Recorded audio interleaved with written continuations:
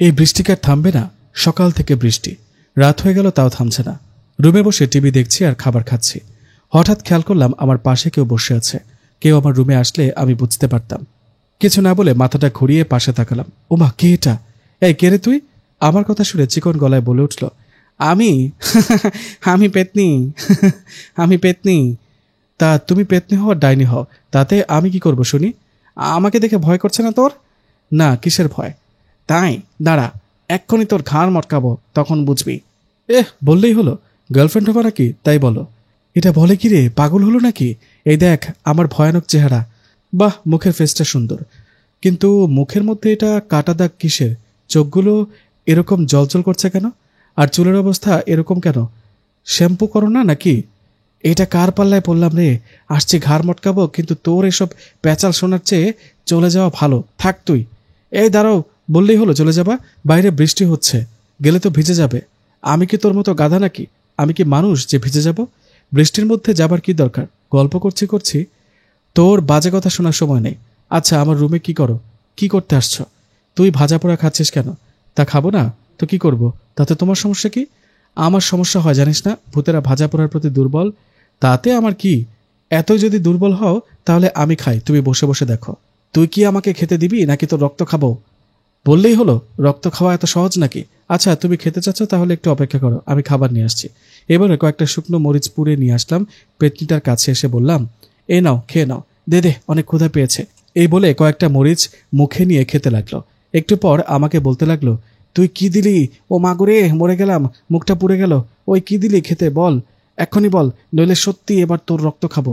দাঁড়াও দাঁড়াও, রাগ করো না, একটু অপেক্ষা করো, আমি পানি নিয়ে আসছি। এ বলে একটু পর বোতলে পানি এনে পেতনিকে দিয়ে বললাম, এ নাও পানি খাও। আমার কথা শুনে বোতলে থাকা সব পানি খেয়ে বলল, বাহ, এটা তো বেশ খেতে খুব মজা পেলাম। পেতনির কথা শুনে মনে মনে হাসছি, কারণ বোতলে পানি ছিল না, বোতলে প্রস্রাব করে নিয়ে আসছি। মুখ খেয়ে বলছে ভালো খেতে। যাই হোক, সেটা তো ও জানে না।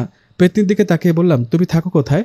জবাবে পেতনি বলল, তোমার জানালা দিয়ে তাকাও, ওই যে তোমার বাগানে বড় কদম গাছটা দেখতে পাচ্ছ, সেখানে থাকি। ঠিক তখনই রুমে মা ঢুকে পড়ল। হায় হায়, মা আবার পেতনিকে দেখে ফেললো নাকি? মা রুমে ঢুকে আমাকে উদ্দেশ্য করে বলল, কিরে, পাগলের মতো কার সাথে কথা বলিস? না মা, কারোর সাথে না, এতক্ষণ তো ফোনে আমার বন্ধুর সাথে কথা বললাম। ও ঠিক আছে, খেতে আয়। এই বলে চলে গেল মা। মুহূর্তে পেতনি এসে হাজির। পেতনিকে দেখে আমি বললাম, আরে কোথায় গিয়েছিলে? মা তোমাকে দেখতে পায়নি তো? না, দেখেনি, তার আগে বাতাসে মিলিয়ে গেছি আমি। আমি এখন আসছি, চলে গেলাম। ওকে যাও, কালকে আবার এসো। মাথা খারাপ, তোমার পাল্লায় আর পড়তে চায় না। আরে আমি আবার কি করলাম? চলো না প্রেম করি, গার্লফ্রেন্ড হবা। এই যে আবার শুরু হলো। থাক তুই। এই বলে বাতাসে মিলিয়ে গেল পেতনিটা। সত্যি বলতে ওর চেহারা অনেক ভয়ানক দেখে আমি অনেক ভয় পেলেও ওকে বুঝতে দেইনি। যাই হোক, ওর পিছু আমি ছাড়ছি না। তারপরের দিন পেতনির জন্য রাত জেগে অপেক্ষা করছি, কিন্তু আসেনি। তাহলে সত্যি সত্যি কি চলে গেল? পরের দিন সন্ধ্যার আগে আগে বাগানে গেলাম। সে কদম গাছের নিচে গিয়ে গাছটাকে উদ্দেশ্য করে বললাম, পেতনি, এই কই তুমি? তুমি নাকি এই গাছে থাকো? কালকে আমার রুমে আসোনি কেন? কি হলো, কথা বলছো না কেন? কথা বলো না কেন? এই যে কথা বলো, নইলে তোমার কদম গাছে মুতে দিব কিন্তু। কথাটা বলতে একটা বাতাস সজোরে আমাকে ধাক্কা দিয়ে মাটিতে ফেলে দিল। অনেক ব্যথা পেয়েছিলাম তখন, একটু একটু ভয় করছিল। ওখানে আর দেরি না করে রুমে চলে আসি। সে রাতের ঘটনা। রাতে ডিনার শেষে শুয়ে আছি, হঠাৎ পেতনি এসে হাজির। এসে আমার দিকে গরম হয়ে তাকিয়ে আছে। পেতনিকে দেখে বললাম, আরে আসছো, কালকে আসোনি কেন? পেতনি বলল, পাগল নাকি, বাগানে গিয়েছিলে কি করতে? গিয়ে আবার কদম গাছটা নোংরা করার কথা কেন বললি? জানিস ওই কদম গাছে আমি একা থাকি না, আমার সঙ্গীরাও থাকে। তখন যে বলেছিলি প্রস্রাব করে গাছটা নোংরা করে দিবি, তখন তো আমার সঙ্গীরা তোকে মারতে আসছিল। আমি যদি তোকে ধাক্কা দিয়ে মাটিতে ফেলে না দিতাম, তাহলে ওরা তোকে মেরে ফেলতো। তাই নাকি? আমাকে বাঁচানোর জন্য অনেক ধন্যবাদ তোমাকে। আচ্ছা, কি খাবে বলো? তোর রক্ত খাবো, দে। ধুর, রক্ত ছাড়া কি আর খাবার নেই নাকি? আচ্ছা, একটু অপেক্ষা করো। এই বলে রান্না করা মাংস এনে পেতনিকে দিয়ে বললাম, এ নাও, এটা খাও। পেতনি বলল, সেদিনের মতো আবার ঠকাবি না তো? আরে না, এটা ভালো খাবার। সত্যি এটা খেতে ভালো লাগছে। আচ্ছা, সেদিন যে পানি খেয়েছিলাম, এটা কই? ওটা খাবো। না না, ওটা হবে না। না কেন? ওটা খেতে হবে, ভালো লেগেছে ওটা। এখন এই পেতনিকে কে বোঝায় যে সেদিন পানির সাথে প্রস্রাব করে ওকে খাইয়েছি? যাক, ও যেহেতু মানছে না, তাই আজকে একটু খাওয়াই। এই বলে বোতলে করে আজকেও ওকে খাওয়াই দিলাম। খাওয়া শেষে পেতনি বলল, খাবারগুলো ভালো। আমি বললাম, শোনো, এরকম মজার খাবার রোজ রোজ পাবা, তার জন্য একটা কাজ করতে হবে। যদি পারো, তাতে তোমারও লাভ, আমারও লাভ। কি কাজ? মানুষকে ভয় দেখানো। তুমি যে কোনো একটা বাড়ি টার্গেট করে সেই বাড়িতে ঢিল ছুড়বা, রাত হলে একটু একটু ভয় দেখাবা। পরে আমি সেই বাড়িতে গিয়ে কবিরাজি করে তাদের সমস্যার সমাধান করব। পেতনি বলল, এটা করলেই হবে। এটা করলেই হবে। যদি ঠিকমতো করতে পারো তাহলে সবসময় ভালো ভালো খাবার পাবে। ওকে, আমি রাজি। যদি কথা না রাখিস তাহলে তোর ঘাড় মটকাবো। হবে হবে। শোনো তাহলে, পাশের ওই যে একটু দূরে রহিম চাচা, আগে ওনার বাসায় গিয়ে শুরু করি। ওনার বাসায় আজকে রাতে ঢিল ছুড়ব, পরের দিন রাতে ভয় দেখাবা। তার পরের দিন আমি গিয়ে ওনার সমস্যা সমাধান করে আসবো। ওকে, ঠিক আছে। এই বলে চলে গেল পেতনিটা। আমার কথা মতো কাজ শুরু করলো। এর ঠিক 2 দিন পর আমি রহিম চাচার বাড়িতে গিয়ে হাজির। ওনার বাসায় গিয়ে বললাম, চাচা কিছু মনে না করলে একটা কথা জানতে পারি? কি কথা বলো? চাচা, রাত হলে আপনার বাসায় কিসের আওয়াজ পাই? কোনো সমস্যা কি? বাবা, অনেক বড় সমস্যা। গত 2 দিন ধরে আমার বাসায় কি সব হচ্ছে কিছু ঠিক লাগছে না। রাত হলে টিনের চালায় কেউ ঢিল ছুড়ে। যখন লাইট নিয়ে খুঁজতে যাই, গিয়ে দেখি আশেপাশে কেউ নেই। কাল রাতে তোমার চাচি একটা কালো ছায়া দেখে ভয়ে জ্ঞান হারিয়েছিল। হঠাৎ বাসায় কি যে হলো, আমি তো কবিরাজের বাড়ি যাব ভাবছি। চাচা, তার আর প্রয়োজন হবে না, কবিরাজ এসে গেছে, হাজির। রহিম চাচা বলল, তাই? কই উনি? আমার অনেক বড় উপকার করলে বাবা। কোথায় কবিরাজ? আপনার চোখের সামনে আমিই কবিরাজ। কথাটা শুনে চাচা আমার দিকে তাকিয়ে বলল, মজা করছো তাই না? তুমি আবার কবে কবিরাজ হলে? সত্যি বলছি, সেটা অনেক বড় ইতিহাস। বিশ্বাস করেন, আমি এই সমস্যার সমাধান করতে পারবো। তাই? ঠিক আছে, তোমাকে একটা সুযোগ দিলাম, দেখি কেমন ভালো করতে পারো। কথা মতো চাচার বাড়িতে ঢুকলাম। ঢুকে রুমগুলো ঘুরে ঘুরে দেখছিলাম। এভাবে কিছুক্ষণ ঘুরে চাচাকে বললাম, দেখলাম। আমার মুখে কথাটা শুনে চাচা বললেন, কি দেখলে বাবা? এই বাড়িতে তো কালো ছায়ার নজর পড়েছে। ভূতেরা এই বাড়ির ওপর দিয়ে রাস্তা বানিয়েছে। এই রাস্তা দিয়ে ওরা চলাফেরা করে। তাহলে এখন উপায় কি বাবা? এটা থেকে কিভাবে মুক্তি পাবো? উপায় আছে, চুপ করে থাকুন, আমি ভূতগুলোর সাথে কথা বলে দেখি। এই বলে মিছিমিছি চোখ বন্ধ করে বিড়বিড় করছি। একটু পর চোখ খুলে চাচাকে বললাম, কাজ হবে। এর জন্য 5,000 টাকা লাগবে। এই টাকা দিয়ে একটা কালো ছাগল কিনে ভূতগুলোকে খুশি করতে হবে। এই শর্তে তারা রাজি হয়েছে। যদি এটা না করেন তাহলে একসময় এই বাড়িটা তাদের দখলে চলে যাবে। রহিম চাচা বলল, না বাবা, এমনটা যেন না হয়। আমি রাজি, এই নাও টাকা। টাকাটা আমি ছুঁতে পারবো না, আমার বাম পকেটে ঢুকিয়ে দিন। এই বলে পানিতে মিছিমিছি ফু দিয়ে পুরো বাড়িতে ছিটিয়ে দিলাম। দিয়ে চাচাকে বললাম, নেন, আপনার কাজ হয়ে গেছে, আর কোনো সমস্যা হবে না। এই বলে চলে আসলাম ওখান থেকে। 5,000 টাকা তো ইনকাম হলো। শান্তি পেলাম। রহিম চাচা ভালো পদে চাকরি করে ঘুষের টাকায় ফুলে গেছে।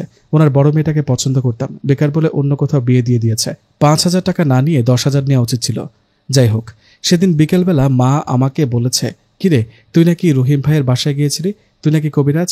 মায়ের মুখে কথাটা শুনে পাশে থাকা ছোট বোন হা হা করে হাসতে হাসতে বলল, ভাইয়া তুই কবিরাজ? তা কবে থেকে কবিরাজ হলি শুনি? কবে হয়েছি সেটা জেনে তুই কি করবি? শুধু এটা জেনে রাখ, আমি সব জানি, সব দেখতে পাই। বললেই হলো। বিশ্বাস করি না তোর ভণ্ডামি। বিশ্বাস হচ্ছে না তাই না? না। ওকে, সামনে আয়। কেন? আয় বলছি, আমার সামনে এসে দেখ। তোর হাত দুটো পেছনে করে আঙুল দাঁড় করাবি। আমি বলে দিব কয়টা আঙুল দাঁড় করালি। এটা নাকি পারবে, পাগল। ওকে, এই দাঁড়ালাম। আমার কথা মতো ছোট বোন সামনে এসে দাঁড়ালো। পেতনি তখন রুমে ছিল। এসব দেখে মুচকি মুচকি হাসছে। পেতনিকে শুধু আমিই দেখতে পেতাম, মা ও ছোট বোন দেখতে পেত না। যাই হোক, পেতনিকে চোখের ইশারা দিয়ে বললাম আমার ছোট বোনের পেছনে যেতে, যেন ছোট বোন কয়েকটা আঙ্গুল দাঁড় করায়, সেটা দেখে আমাকে বলতে পারে। কথা মতো পেতনি ছোট বোনের পেছনে গিয়ে দাঁড়ালো। এদিকে ছোট বোন বলছে, নে শুরু করলাম, বলতো কয়টা আঙ্গুল দাঁড় করিয়েছি? আমি বললাম 3টা। আরে সত্যি তো, এটা মনে হয় এমনি বলেছিলি, মিলে গেছে। এবার বলতো কয়টা আঙ্গুল দাঁড় করিয়েছি? 2টা। হ্যাঁ, কেমনে পারলি? এবার বলতো কয়টা? এবারও 2টা। ওয়াও, কিভাবে সম্ভব? এখন কয়টা বলতো? 4টা। হায় হায়, ঠিক ভাইয়া, তুই দেখি সত্যিই পারলি। কিভাবে পারলি বল না? আমার হাত তো পেছনে রাখা ছিল, না দেখে কেমনে বললি? এসব বলা যাবে না, প্রমাণ পেয়েছিস, এখন ভাগ। এদিকে মাও বিষয়টা দেখে অবাক। আমাকে উদ্দেশ্য করে মা বললেন, এসব কবিরাজি বাদ দিয়ে পড়াশোনায় মন দে, আর যেন এসব না দেখি। মায়ের কথা শুনে রুমে চলে গেলাম। সে রাতে পেতনি আমার রুমে আসলো। ওকে দেখে আমি বললাম, বাহ, তুমি পেরেছো। আজকে আমাদের 5,000 টাকা ইনকাম হয়েছে। এই নাও তোমার পছন্দের খাবার, যত ইচ্ছে খাও। তখন পেতনি বলল, আচ্ছা, পরের প্ল্যান কি? পরের প্ল্যানটা হবে বড়। আমাদের গ্রামের মেম্বার আছে না, ওই শালা ভণ্ড গরিব মানুষের হক মেরে খায়, ওর বাসায় ভয় দেখাবো। শোনো, তুমি মেম্বারের বাসার পেছনে ফুল বাগানের ফুলের গাছের নিচে আমার দিয়ে একটা পুতুল পুঁতে রাখবা, আর ওনার বাসার সবাইকে ভয় দেখাবা। পরে 2-3 দিন পর আমি যাব মেম্বারের বাড়ি। তারপর প্ল্যান মতো 2-3 দিন পর চলে গেলাম মেম্বারের বাড়িতে। মেম্বার বাড়ি যাবার পর আমাকে দেখে মেম্বার বলল, কোনো দরকারে আসছো? না মেম্বার সাহেব, একটা কথা বলার জন্য আসছি। কি কথা? কিছুদিন ধরে কি আপনার বাসায় ভূতের কোনো ঘটনা ঘটেছে? কথাটা শুনে মেম্বার সাহেব আমার দিকে অবাক হয়ে তাকিয়ে বললেন, হচ্ছে তো। আচ্ছা, তুমি কি করে জানলে? সেটা পরে বলছি কিভাবে জানলাম। তার আগে শোনেন, আমি আপনার এই সমস্যার সমাধান করতে পারবো। তাই নাকি? তুমি আবার কবিরাজি শিখলা কবে থেকে? অনেক আগে থেকেই পারি, এসব আমার দাদা শিখিয়েছে। এসব করি না বলে লোকে জানে না। মেম্বার সাহেব বললেন, তা ভালো কথা, কিন্তু আমার তো তোমাকে লাগবে না, কারণ একটু আগে অন্য একটা কবিরাজ আসছে আমার বাড়িতে, একটু পরে হয়তো কাজ শুরু করবে। এই রে, এই বুঝি ধরা খেয়ে যাব। এই কবিরাজ যদি পেতনি আর আমার বিষয়ে মেম্বারকে কিছু বলে দেয় তাহলে আর রক্ষা নেই।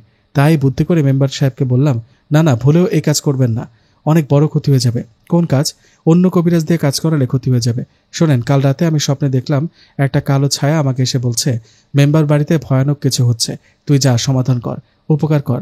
সে কালো ছায়াটা আরও বলল, তুই ছাড়া অন্য কোনো কবিরাজ যদি মেম্বারের বাড়িতে আসে তাহলে তার একটা ছেলেকে হারাবে। এখন আপনি বলেন মেম্বার সাহেব, আপনি কি আপনার ছেলেকে হারাতে চান? না না, তা চাই না। আমি এখন ওই কবিরাজকে চলে যেতে বলি, তুমি ভেতরে আসো।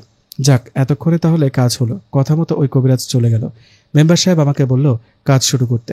মিছে মিছে পানিতে ফু দিয়ে সারা বাড়ি ছিটাতে লাগলাম। একসময় মেম্বার সাহেবকে বললাম, বাড়ির অবস্থা ভালো না, ওরা এই পরিবারকে শেষ করবে। এবারের কোনো এক জায়গায় পুতুল রাখা আছে, সেই পুতুলে তাবিজ রাখা আছে। তাই নাকি? কি ভয়ানক কাণ্ড! কোথায় আছে সেই পুতুল? দেখো, খুঁজে বের করো।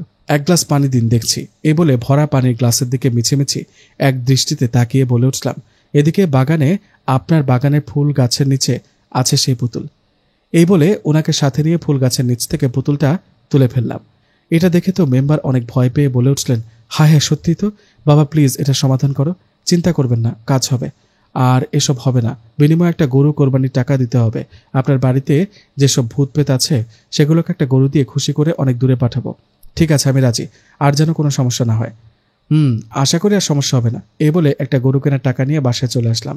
শালার গরিবের হক মেরে খাওয়া টাকা আমি মেরে দিলাম। যাই হোক, এই ঘটনার 2 দিন পর হঠাৎ একদিন একজন মহিলা আসলেন আমার সাথে দেখা করতে। ওনাকে দেখে বলে উঠলাম, কে আপনি? আমার কাছে কি চান? আপনি কি আমাকে চেনেন? জবাবে মহিলা বললেন, আপনার সাহায্য আমার খুব দরকার। আমার ও আমার ছেলে মেয়ের সাথে ভয়ানক কিছু ঘটে যাচ্ছে, প্লিজ না করবেন না। মহিলার মুখে এসব শুনে আমি বললাম, আমি যে কবিরাজ সেটা কে বলল? আমার ঠিকানা বা পেলেন কিভাবে? জবাবে মহিলা বললেন, গতকাল আমার বাসায় একটা মেয়ে এসেছিল, এসে আপনার কথা বলেছিল আর ঠিকানা মেয়েটাই দিয়েছে। কি হচ্ছে এসব? কে আমার বিষয়ে ওনাকে বলেছিল? এটা তো আমার প্ল্যান করা ঘটনা না। যদি সত্যি সত্যি এই মহিলার বাসায় গিয়ে দেখি সত্যি ভয়ানক কিছু ঘটেছে, তাহলে কিভাবে কি করব ভেবে পাচ্ছি না। এদিকে মহিলা অনুরোধ করে যাচ্ছে। আমি ওনাকে শান্ত করে বললাম, ঠিক আছে, আপনি বাসায় যান, আমি কাল আসবো আপনার বাসায়।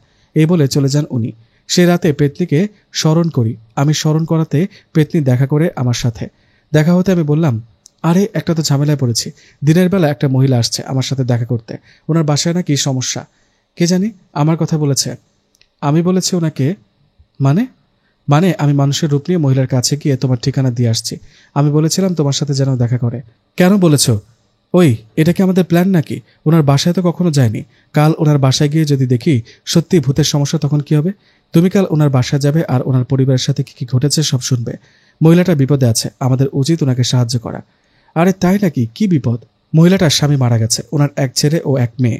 জমি জমা আছে, সে জমির লোভে সে মহিলার দেবর তাদের উপর তাবিজ করেছে, কালো জাদু করেছে, যেন মহিলা আর তার 2 সন্তান অসুস্থ হয়ে মারা যায়, তাহলে সমস্ত সম্পত্তি পাওয়া যাবে। কি এত বড় প্রতারণা! সম্পত্তির লোভে মানুষ এত নিচে নামতে পারে? পারে। কাল ওনার বাসায় গিয়ে ওনার মুখে সব সমস্যা শুনবা। আগেই বলো না ওনার দেবর ওনাদের উপর তাবিজ করেছে। আর শোনো, মহিলাটার বাসার পেছনে দেখবা একটা পুকুর আছে। সেই পুকুরের মাঝখানে কাদার নিচে একটা মাটির হাঁড়িতে একটা তাবিজ রাখা আছে। তোমাকে এক নিঃশ্বাসে সেটা তুলে সেই তাবিজটা নষ্ট করতে হবে, তাহলে পরিবারটা বিপদ থেকে রক্ষা পাবে। তোমার কোনো ভয় নেই, আমি তোমার সাথে থাকবো। এই বলে চলে গেল পেতনি। কালকে মহিলাটার বাসায় যেতে হবে, কি জানি কি হয়। এবার বুঝি সত্যিকারের ভূতের মুখোমুখি হতে হবে, কিন্তু কিছু করার নাই। মহিলা ও তার পরিবারকে সাহায্য করতে হবে। যাক বাবা, যা হবার হবে। কাল ওনার বাসায় যাব, এই ভেবে ঘুমিয়ে পড়লাম। রাতে স্বপ্নে দেখলাম একটা ভয়ানক আকারের অবয়ব, বড় বড় কোকড়া কোকড়া চুল, হাতের নখগুলো লম্বা লম্বা, দেখলেই গায়ের লোম দাঁড়িয়ে যায়।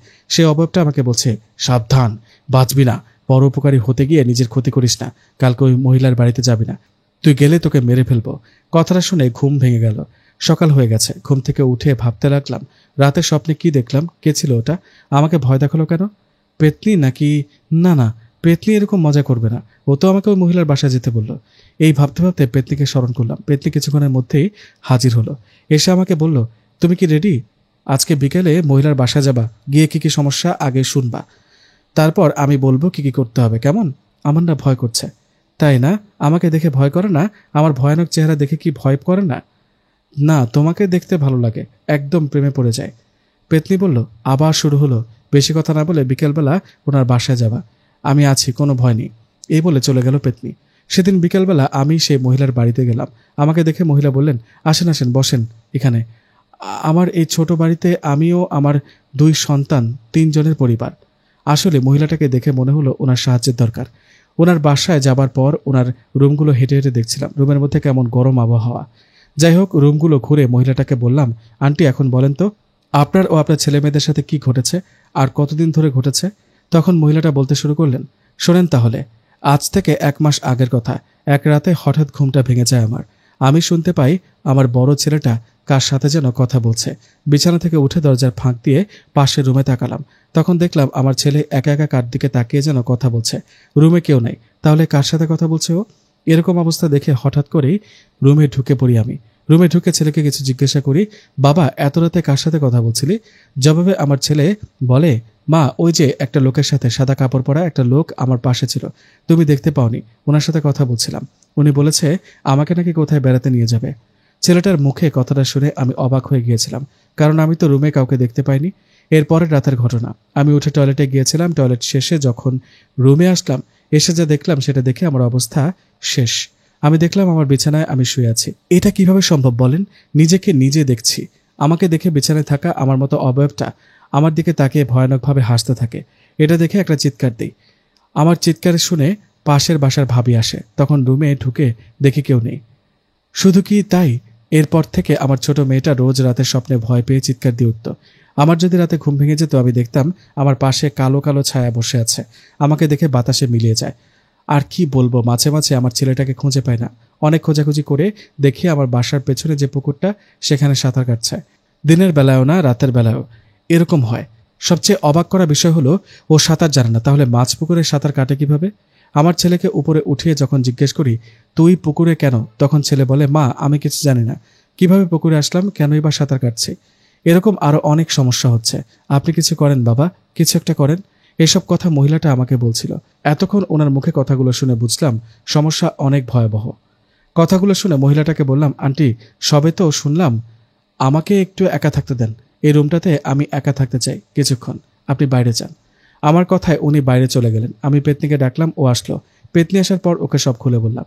আমার মুখে কথাটা শুনে পেতনি বলল, মহিলাটার দেবর মহিলা ও তার সন্তানদের ওপর তাবিজ করেছে, কালো জাদু করে একটা খারাপ জিনকে পাঠিয়েছে। সে খারাপ জিনটা ওদের সাথে এরকম করছে, ভয় দেখাচ্ছে। তা বুঝলাম, এখন কি করব? আগেই তো বলেছিলাম, বাড়ির পেছনে যে পুকুরটা আছে সেটার মাঝখানে কাদার ভেতর একটা হাড়ি রাখা আছে। সেই হাড়িটার ভেতরে একটা তাবিজ আছে, একটা মাছের শরীরে বাঁধা। একটু পর সন্ধ্যা হবে, তুমি সন্ধ্যার পর পুকুরে নামবা, নেমে ডুব দিয়ে এক নিঃশ্বাসে সেই হাড়িটা উপরে তুলবা, তাহলেই হবে। পরে হাড়ি থেকে তাবিজটা বের করে নষ্ট করে ফেললে সমস্যার সমাধান হবে। ও, এই কথা, এটা কোনো ব্যাপার হলো? এক ডুব দিয়ে হাড়িটা তুলবো, এ আবার এমন কি? এতটাও সহজ মনে করো না, কারণ সেই খারাপ জিনটা বাধা দেবে, তোমাকে ভয় দেখানোর চেষ্টা করবে। তুমি ভয় পেও না, আমি তো আছি। পেতনির মুখে কথাটা শুনে একটু একটু ভয় পেলাম। কি যে হবে কে জানে, আমি কি পারবো এটা করতে? সন্ধ্যা হয়ে গেছে, আমার কাজ শুরু করতে হবে। ভয়ে ভয়ে এগিয়ে গেলাম পুকুরের দিকে। ভয় করছে, এরকম অভিজ্ঞতা কখনো হয়নি। জানি না কি হতে চলেছে। পেতনি আমার পাশে দাঁড়িয়ে পুকুরের মাঝখানটা দেখিয়ে বলল, ওই দেখো, ওইখানে গিয়ে ডুব দেবা, পানি বেশি নেই, সমস্যা হবে না। পেতনির কথায় আল্লাহর নাম নিয়ে পুকুরে নেমে পড়লাম। মাছ পুকুরে গিয়ে বিসমিল্লাহ বলে একটা ডুব দিলাম, দিয়ে কাদার মধ্যে খুঁজতে লাগলাম। খুঁজতে খুঁজতে একসময় হাতের মধ্যে কিছু একটা লাগলো। ভালো অনুভব করলাম এটাই হাড়ি। হাড়িটা শক্ত করে ধরে উপরে উঠতে যাব, ঠিক তখন খেয়াল করলাম আমার পা কেউ টেনে ধরেছে। পানির নিচে কতক্ষণই বা থাকা যায়? প্রাণ বাঁচাতে উপরে ওঠার অনেক চেষ্টা করছি, কিন্তু আমার পা কিছুতেই ছাড়ছে না। এই বুঝি দম আটকে মারা যাব। ঠিক তখনই কে যেন উপর থেকে জোরে টেনে তুললো আমাকে। উপরে উঠে বুঝতে পারলাম পেতনি। পেতনি আমাকে উপরে টেনে তুলছে। পানির উপরে উঠতেই পেতনি বলল, তাড়াতাড়ি পাড়ে ওঠো। পেতনির কথা শুনে তাড়াতাড়ি করে পানি থেকে উপরে উঠলাম। উফ, বাঁচলাম। অল্পের জন্য দম বন্ধ হয়ে মারা যায়নি। এটা নিশ্চয়ই সেই খারাপ জিনটা ছিল, আমাকে বাধা দিচ্ছিল, আমি যেন হাড়িটা উপরে তুলতে না পারি। যাই হোক, হাড়িটা উপরে তুলে ঢাকনা খুললাম। ঢাকনা খুলে দেখলাম একটা মাছ, সেখানে শিং মাছ। মাছটা এখনো জীবিত। মাছটার সাথে একটা তাবিজ বাঁধা। এই মাছটা যেদিন মারা যেত, সেদিন এই মহিলাও তার সন্তানরাও মারা যেতেন। পেতনির কথা মতো হাড়ি থেকে তাবিজটা খুলে নষ্ট করে ফেললাম। আর সেই মহিলাকে বললাম, ইনশাআল্লাহ এখন থেকে আর কোনো সমস্যা হবে না। আর একটা কথা, আপনার যে ছোট দেবর আছে ওদের সাথে যোগাযোগ রাখবেন না, কারণ ওরা আপনার খারাপ চায়, ভালো চায় না। এই বলে মহিলার বাসা থেকে বের হলাম। আমার পাশে পেতনি। পেতনিকে দেখে বললাম, কি ঠিকমতো কাজ করতে পেরেছি তো? পেরেছ। তাহলে এখন বাসায় চলে যাই, তাই না? যাও, তবে সাবধানে, রাস্তায় সেই খারাপ জিনটা তোমার ক্ষতি করতে পারে। তাই নাকি? ওমা, তাহলে যাব না, তুমি নিয়ে যাও আমাকে। আমি কিভাবে নিয়ে যাব? আমি তোমার পা ধরি, তুমি উড়ে উড়ে নিয়ে যাও। গাধার বুদ্ধি তো গাধার মতোই হবে। ওই যদি হেঁটে হেঁটে যাই, তখন যদি ওই খারাপ জিনটা আমার ক্ষতি করে, তখন? চোখ বন্ধ করো। কেন? এত কথা বলো না, চোখ বন্ধ করো, আমি না বলা পর্যন্ত খুলবে না। পেতনির কথা মতো চোখ বন্ধ করলাম, না জানি কি করবে। একটু পর পেতনি বলল, চোখ খুলো। পেতনির কথা মতো চোখ খুললাম। ও মা গো, আমি কোথায়? আরে আরে, গাছের ডালে কি করছি আমি? এই, আপনি কে? আমার পেতনি কোথায়? কেউ আছো কি? বাঁচাও আমাকে। আরে পড়ে যাবো তো। আরে কথা বলছেন না কেন? কে আপনি? আমার কথা শুনে পাশে থাকা মেয়েটা বলল, যত বড় চিল্লাও, কেউ শুনবে না। এ কি বলছেন এগুলো? আপনি কে? পেতনি কোথায়? জবাবে মেয়েটা বলল, এই বোকা, আমি পেতনি। কি? হায় হায়, তুমি এত সুন্দর হলা কি করে? আগে থেকেই সুন্দর আমি। এতদিন তোমার সামনে ভয়ানক রূপে হাজির হয়েছে। তাই নাকি? আসলেই তো তুমি অনেক সুন্দর, সবসময় এরকম সুন্দর হয়ে থাকবা, তাহলে পরীর মতো লাগবে, পেতনি না। আমার মুখে কথাটা শুনে পেতনি বলল, তোমরা মানুষেরা না অন্যরকম জিন জাতিকেও ছাড়নি, হুদাই ওদের নাম দাও পরী, পেতনি, ডাইনি। এগুলো মানুষের দেয়া নাম। আমরা জিন জাতি, এটাই আমাদের পরিচয়। আমাদের মধ্যেও ভালো খারাপ আছে। পেতনির মুখে কথাটা শুনে বললাম, তা যাই হোক, তোমাকে দেখতে পরীর মতো সুন্দর লাগছে, চলো প্রেম করি। কোথায় বসে আছো জানো? গাছের ডালে। গাছটার বয়স কত জানো? না, জানি না। 500 বছর। আর এটা আমাদের রাজ্য, বুঝলা, তোমাদের পৃথিবী না। কি? ও, ভুল হয়ে গেছে, প্রেম করতে হবে না, আমার বাসায় রেখে আসো, মা বাবা চিন্তা করবে। পেতনি বলল, প্রেম বেরিয়ে গেল। আচ্ছা, ফল খাবে? দেখো গাছটাতে কত সুন্দর সুন্দর ফল। দেখতে তো ভালোই লাগে। কি ফল? এটার নাম কি? শিং ফল। কি? শিং মাছ হয় জানি, শিং ফল হয় বুঝি? দেখি তো, দাও, খেয়ে দেখি কেমন। এই নাও, এই দুইটা খাও। বাহ, মজা লাগে তো, ভালোই লাগছে। এবার তোমার মাথায় হাত দিয়ে দেখো তো একবার। পেতনির কথায় মাথায় হাত বোলাতে চমকে উঠলাম। ও মা গো, আমার মাথায় সব কি? পেতনি হাসতে হাসতে বলল, তোমার মাথায় গরুর মতো শিং গজিয়েছে। কি? হায় হায়, আমারই কি সর্বনাশ হলো? শিং হলো কি করে? একটু আগে শিং ফল খেয়েছ, তাই শিং হয়েছে। প্লিজ কিছু একটা করো, আমার শিং লাগবে না। এই শিং নিয়ে সমাজে চলবো কিভাবে? মানুষ তো গরু বলে ডাকবে। সেটা ডাকলে ভালোই হবে। প্লিজ, সত্যি ভয় করছে। এবার চলো বাসায় রেখে আসো আমায়। মা সত্যি চিন্তা করছে। ওকে, চোখ বন্ধ করো, আমি বাসায় রেখে আসছি। আর হ্যাঁ, কালকে নতুন প্ল্যান করে জানাবে আমাকে সামনে কি করব। এখন চোখ বন্ধ করো। পেতনির কথায় চোখ বন্ধ করলাম। একটু পর পেতনি বলল, চোখ খুলো। পেতনির কথায় চোখ খুলে দেখলাম আমি এখানে কেন? এটা আবার কোন জায়গা? ভালো করে এদিক সেদিক খেয়াল করে বুঝলাম আমাদের ঘরের টিনের চালের উপর। পেতনি কাজটা ঠিক করেনি, শেষমেশ টিনের চালের উপর রেখে গেল।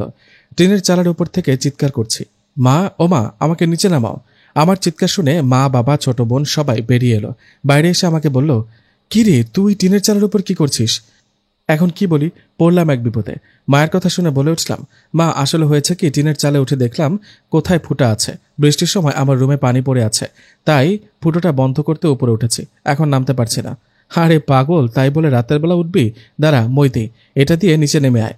অনেক কষ্টে নিচে নেমে আসলাম। যাই হোক, আর কথা না বাড়িয়ে খেয়ে শুয়ে পড়লাম। সে রাতে পেতনিকে ডাকলাম। রাতে পেতনি আমার রুমে আসলো। ওকে দেখে বললাম, এই এই, তোমার খবর আছে, আমাকে টিনের চালে রেখে গেছো কেন? তাতে কি, আকাশ থেকে তো আর ফালাই দিইনি, তাই বলে টিনের চালা রেখে যাবা? তাতে কি, তুমি তো সাহসী, সাহস দিকে নিচে লাফ দিতা। লাফ দিয়ে পা ভেঙে ফেলি, তাই না? এই, আজকে এই রূপে আছো কেন? দেখতে খারাপ লাগছে, সুন্দর রূপে আসো। কেন, সুন্দর দিয়ে কি করবা শুনি? সুন্দর দেখলে গার্লফ্রেন্ড গার্লফ্রেন্ড ফিল হয়, তাই বুঝি? আচ্ছা, চোখটা বন্ধ করো। কেন চোখ বন্ধ করতে হবে কেন? কাপড় খুলবা নাকি? বন্ধ করতে বলেছে, করো, আমি রূপ চেঞ্জ করছি। পেতনির কথায় কিছুক্ষণের জন্য চোখ বন্ধ করলাম। কিছুক্ষণ পর পেতনি বলল, এবার চোখ খুলো। পেতনির কথায় চোখ খুলে যা দেখলাম সেটা দেখে বিছানা থেকে এক লাফে উঠে দাঁড়ালাম। চোখ খুলে দেখলাম আমার সামনে আমি বসে আছি। মানে কি, পেতনি আমারই রূপ নিয়েছে? আমার দিকে তাকিয়ে মুচকি মুচকি হাসছে। ওকে দেখে কাঁপতে কাঁপতে বললাম, এটা কি? পেতনি বলল, কেন, রূপ পাল্টালাম, কেমন লাগছে? এই পরের রূপ নিতে বলেছি, আমার রূপ না, ভয় করছে প্লিজ। আচ্ছা ঠিক আছে, আর শোনো, পরের প্ল্যান কি? পরের প্ল্যান একটা পুলিশের বাড়িতে। তাই নাকি? তা বলো কি করতে হবে? কাছে আসো। এই বলে পেতনির কানে কানে প্ল্যান বললাম। এর ঠিক 3 দিন পর আমি সেই পুলিশের বাড়িতে হাজির। সাবধানে কাজ করতে হবে, নইলে সোজা জেলে যেতে হবে। যাই হোক, পুলিশের বাড়িতে গিয়ে বললাম, স্যার, কিছু মনে না করলে কিছু কথা বলতে পারি? পুলিশ বলল, কি কথা, কি বলবেন বলেন, থানায় আসেন, বাড়িতে এসব কথা বলা যাবে না, কাল থানায় আসেন। আরে স্যার না, এটা আসলে আমি একজন কবিরাজ। আমি কোনো বাড়িতে গেলে সে বাড়ির সমস্যা বুঝতে পারি, কিছু মনে করবেন না। আমি আপনার বাসায় ভূতের কোনো সমস্যা দেখতে পাচ্ছি। তাই নাকি? আর কি কি দেখতে পান? আপনার বাসার অবস্থা ভালো না, মেইন সমস্যা আপনার বইয়ের উপর। আমি আপনার পুরো বাসাটা ভালো করে দেখি, তাহলে আসল সমস্যা বুঝতে পারবো। আচ্ছা ঠিক আছে, আসেন দেখেন তো কি হয়েছে। পুলিশের কথায় ভিতরে ঢুকলাম, ঢুকে এই রুম সেই রুম ঘুরে দেখলাম। দেখে পুলিশকে বললাম, আপনার বাড়ির অবস্থা ভালো না, আপনার বইয়ের ওপর আপনারই কোনো এক আত্মীয় তাবিজ করেছে। কি বলেন, তাবিজ করেছে মানে? কি করলো, কেন করলো? আপনার বউকে একজন পছন্দ করে, তাই তাবিজ করে সে আপনার বউকে কেড়ে নিতে চায়। আপনি কি চান আপনার বউকে হারাতে? না না, তা চাই না। তাহলে সমস্যা সমাধান করতে হবে। আচ্ছা, আপনাদের সাথে কিছুদিন ধরে কি ভয়ানক কিছু ঘটেছে? আপনারা কি কোনো কালো ছায়া বা সাপ এরকম কিছু দেখেন? আমার কথা শুনে পুলিশের বউ বলে উঠল, হ্যাঁ হ্যাঁ, আমি রাত হলে ভয় পাই, বাথরুমে গেলে দেখি একটা সাপ আমার দিকে এগিয়ে আসছে। রাতে ঘুমালেও স্বপ্নে সেই সাপটাকে দেখি। রান্না করার সময় মনে হয় আমার পেছনে কেউ দাঁড়িয়ে আছে, খুব ভয় করে। এসব শুনে পুলিশ বলল, আমিও ঘুমের মধ্যে খারাপ কিছু দেখি। এখন কি করব? আপনারা শুধু দেখেন আমি কি করি। কি করবেন আর? তাবিজ করেছে এটা কে বলল? কোথায় সেই তাবিজ? তাবিজ আছে, আর বের করে দিব এখনই। তাই নাকি? ওকে, তাবিজ খুঁজে না পেলে কিন্তু শাস্তি পেতে হবে। ওকে, সমস্যা নেই, কিন্তু এটা তাবিজ এমনি এমনি বের হবে না, আর সহজে নষ্ট হবে না। সেই সাপরূপী জিনটাকে খুশি করতে দুধ খাওয়াতে হবে। 30,000 টাকা লাগবে। কি? দুধ খাওয়াতে 30,000? এত কেন? এটা কোনো সাধারণ সাপ না, এটা ভয়ানক জিন, যেটা আপনাদের কাউকে ছাড়বে না, আপনাকে মেরে ফেলবে আর আপনার বউকে নিয়ে যাবে। পুলিশ বলল, তাই নাকি? আচ্ছা, টাকা দিব, সমস্যা নেই, সমাধান করেন এখনই। ওকে শুনুন, আপনার বউয়ের বালিশ কোনটা দেখান, ওটার ভিতরে তাবিজ রাখা আছে। আমার কথা মতো পুলিশ ওনার বউয়ের সাথে থাকা বালিশটা এনে দিলেন। আমি বালিশটা কেটে সব তুলো বের করে খুঁজতে লাগলাম, কিন্তু কি, এখানে তো কোনো তাবিজ নেই। এরকম দেখে পুলিশ বলল, নেন ভণ্ড কবিরাজ, সোজা থানায় চলেন। পড়লাম এক বিপদে। এই পেতনিকে বলেছিলাম পুলিশের বইয়ের বালিশে তাবিজ রাখতে, কি করছে কে জানে। এখন বুঝি জেল খাটতে হবে। ভয়ে ভয়ে পুলিশকে বললাম, স্যার আমার মনে হয় কি বালিশ উল্টে গেছে, আপনার বইয়ের বালিশ না, আপনার থাকা বালিশে আছে সে তাবিজ। পুলিশ বলল, যদি এবারেও না পাই? স্যার পাবেন, সত্যি বালিশটা দেন। এই নেন। পুলিশ এবার অন্য বালিশটা এনে দিলেন। ওনার সামনে এই বালিশটাও কেটে ফেললাম, কিন্তু এটাতেও কোনো তাবিজ নাই। এবার আমি শেষ, এবার জেল নিশ্চিত। পুলিশ বলল, অনেক ভণ্ডামি হয়েছে, চলো এবার থানায় চলো। কেন যেসব করতে গেলাম, এত মানুষ থাকতে পুলিশের বাড়িতে আসতে চেয়ে বোকামি হয়েছে। পুলিশের দিকে তাকিয়ে বলে উঠলাম, স্যার শেষবারের মতো আমাকে একটা সুযোগ দিন। আমি যদি এবার তাবিজ বের করতে না পারি তাহলে সত্যি আমাকে থানায় নেবেন। পুলিশ বলল, না না, আর কোনো সুযোগ নাই, চল থানায় চল। এবার স্যার শেষ একটা সুযোগ দিন প্লিজ। এই বলে ভয়ে ভয়ে এবার ওদের কোলবালিশটা কেটে সব তুলা বের করলাম। এবার তাবিজটা পেয়েছি, উফ বাঁচলাম। যাই হোক, তাবিজটা পেয়ে পুলিশকে দেখালাম। দেখেছেন স্যার, বলেছি না তাবিজ আছে, এই দেখেন। এই বলে কিছুক্ষণ মিচেমিচি ফু দিয়ে টাকা নিয়ে বাসায় আসলাম। আজকে পেতনির খবর আছে। রাতে পেতনির সাথে দেখা হতেই ওর দিকে এগিয়ে গেলাম রাগে। ওকে বললাম, ওই তুমি কেন করলা এটা? তোমাকে বলেছি পুলিশের বইয়ের বালিশে তাবিজ রাখতে, তুমি কোল বালিশে রেখেছো কেন? তোমার বুদ্ধির পরীক্ষা নিলাম, দেখলাম বুদ্ধি করে কোনো কিছু সমাধান করতে পারো নাকি। অল্পের জন্য ধরা খাইনি, আর তুমি বলছো বুদ্ধি? লাগবে না আমার বুদ্ধি। লাগবে, কারণ সামনে একটা বড় কিছুর মোকাবেলা করতে যাচ্ছি। মানে? কাল তোমার কাছে একজন বৃদ্ধ লোক আসবেন, ওনার পরিবারের সাথে খুবই ভয়ানক কিছু ঘটেছে। উনি আসলে ওনার মুখে সব শুনবা, আর ওনাকে বলবা তুমি যাবা ওনার বাসায়। তাই নাকি? এবার আবার কোনো বড় কোনো সমস্যার মধ্যে পড়বো না তো? তা জানি না, এখন কিছু বলা যাচ্ছে না। তবে বৃদ্ধ লোকটার বাড়িতে 7 জন জিন আছে। কি 7 জন জিন? সকাল হতে ছোট বোন ডাক দিয়ে বলল, ভাইয়া তোর সাথে কেউ একজন দেখা করতে আসছে। বোনের কথায় বিছানা থেকে উঠে লোকটার সাথে দেখা করলাম। একজন বৃদ্ধ লোক আমাকে দেখে লোকটা বলল, বাবা অনেক আশা নিয়ে তোমার কাছে আসছে। আমি জানি, আর কিছু বলতে হবে না। বাসায় কিছু শুনলে বাবা মা খারাপ ভাববে, তাই লোকটাকে বললাম, আপনি বসেন, আমি রেডি হয়ে আসছি। এই বলে কিছুক্ষণ পর লোকটাকে বললাম, চলেন আপনার বাসায় যেতে যেতে সব শুনবো। যাই হোক, লোকটার সাথে ওনার বাসায় যাচ্ছি আর ওনাকে জিজ্ঞেস করছি, আচ্ছা এবার বলেন তো কি হয়েছে, পুরো ঘটনা আমাকে খুলে বলুন। লোকটা তখন বলতে শুরু করলো, কিছুদিন আগের কথা, রাতের বেলা আমি ও আমার নাতি গিয়েছিলাম মাছ ধরতে। সেই রাতের পর থেকে আমার ও আমার নাতির ওপর সমস্যা শুরু হয়। ওনার কথা শুনে বললাম, বলেন তো একটু কি কি সমস্যা হয়। তখন লোকটা বলল, এক রাতের ঘটনা, শেষ রাতের দিকে আমার নাতির ডাক শুনে আমার ঘুম ভাঙে। ওর নাম রাহুল। তো রাহুলের ডাকে আমার ঘুম ভাঙতে রাহুল বলে, দাদা ফজরের আজান হয়েছে, নামাজ পড়তে যাবেন না? রাহুলের মুখে কথাটা শুনে বললাম, আরে কি ব্যাপার, তুই কবে নামাজ পড়া শুরু করলি? তখন রাহুল বলল, আজকে থেকে, চলেন দেরি হয়ে যাচ্ছে। যাই হোক, তখন অজু করে রাহুলের সাথে নামাজ পড়তে চলে গেলাম। বাসা থেকে 3 থেকে 4 মিনিটের মতো সময় লাগে মসজিদে যেতে।